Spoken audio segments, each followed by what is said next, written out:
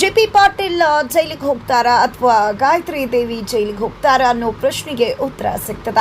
ಹಾಗಿದ್ರೆ ಏನಾಯ್ತು ಅಂತದ್ದು ಅನ್ನೋದನ್ನ ತಿಳ್ಕೋಬೇಕು ಅಂದ್ರೆ ಈಗಲೇ ನಮ್ಮ ಈ ಚಾನಲ್ನ ಸಬ್ಸ್ಕ್ರೈಬ್ ಮಾಡಿ, ಹಾಗೆ ಈ ಒಂದು ವಿಡಿಯೋವನ್ನು ಪೂರ್ತಿಯಾಗಿ ನೋಡೋದನ್ನ ಯಾವುದೇ ಕಾರಣಕ್ಕೂ ಕೂಡ ಮರಿಬೇಡಿ. ಇಲ್ಲಿ ಗಾಯತ್ರಿ ದೇವಿ ಹೇಳಿದಾಗೆ ಗಂಗಾ ಅಂತ ಹೇಳಿ ಒಪ್ಕೊಳ್ಳೋದಕ್ಕೆ ಜೆ.ಪಿ. ರೆಡಿ ಆಗಿಬಿಟ್ಟಿದ್ದಾರೆ. ಇಲ್ಲಿ ತನ್ನ ಮಗನ ಬಿಡುಗಡೆ ಆಗ್ತದಾಗೆ ಮಗನ ಅಪ್ಕೋತಾರೆ, ಕಣ್ಣೀರು ಹಾಕ್ತಾರೆ. ಮಗ ಮತ್ತು ಸೊಸೆ ಕೈ ಹಿಡಿದು ನೀವು ನನ್ನ ಕುಟುಂಬದ ಜವಾಬ್ದಾರಿಯನ್ನು ಹೊತ್ಕೋಬೇಕು, ನಿಮ್ಮಿಬ್ಬರ ನಂಬಿಕೆ ಮೇಲೆ ನಾನಿವತ್ತು ಎಲ್ಲವನ್ನ ಕೂಡ ಅಕ್ಸೆಪ್ಟ್ ಮಾಡಿಕೊಂಡು ಜೈಲಿಗೆ ಹೋಗ್ತಾ ಇದ್ದೀನಿ, ನೀವು ನನ್ನ ಕುಟುಂಬದ ಜವಾಬ್ದಾರಿ ಹೊತ್ಕೋಬೇಕು ಅಂತ ರಿಕ್ವೆಸ್ಟ್ ಮಾಡ್ಕೋತಾರೆ, ಜವಾಬ್ದಾರಿಯನ್ನು ಕೊಡ್ತಾರೆ ಕೂಡ.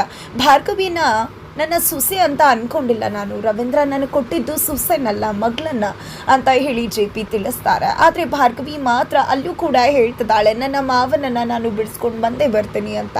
ಆದರೆ ಜೆ.ಪಿ. ಮಾತ್ರ ಎಲ್ಲದಕ್ಕೂ ಕೂಡ ಸಿದ್ಧವಾಗಿ ಕೋರ್ಟಿಗೆ ಬಂದಿದ್ದಾರೆ. ಈ ಕಡೆ ಜೆ.ಪಿ. ಮಗನ ಮುಂದೆ ಹೇಳ್ತಿದ್ದಾರೆ, I am prepared for everything ಅಂತ ಹೇಳಿ. ಇದರಿಂದಾಗಿ ಅರ್ಜುನ್ಗೆ ತುಂಬ ಬೇಜಾರಾಗತ್ತೆ. ಅಪ್ಪನನ್ನು ಅಪ್ಕೊಂಡು ಕಣ್ಣೀರು ಹಾಕ್ತಿದ್ದಾರೆ. ಇವತ್ತು ನನ್ನ ಅಪ್ಪನನ್ನು ಉಳಿಸ್ಕೊಳ್ಳೋಕ್ಕಾಗ್ತಿಲ್ವಲ್ಲ ಅನ್ನೋ ಬೇಜಾರು ಅರ್ಜುನಲ್ಲಿ ಎತ್ತು ಕಾಣಿಸ್ತದೆ.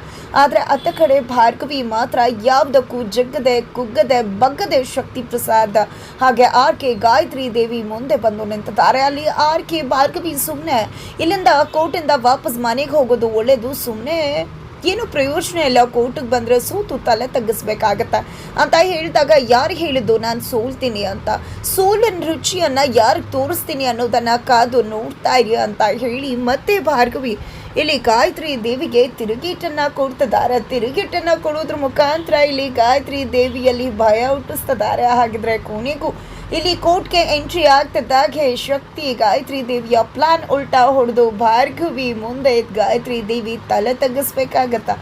ಏನಾಗತ್ತೆ ಅನ್ನೋದನ್ನು ಮುಂದಿನ ವಿಡಿಯೋದಲ್ಲಿ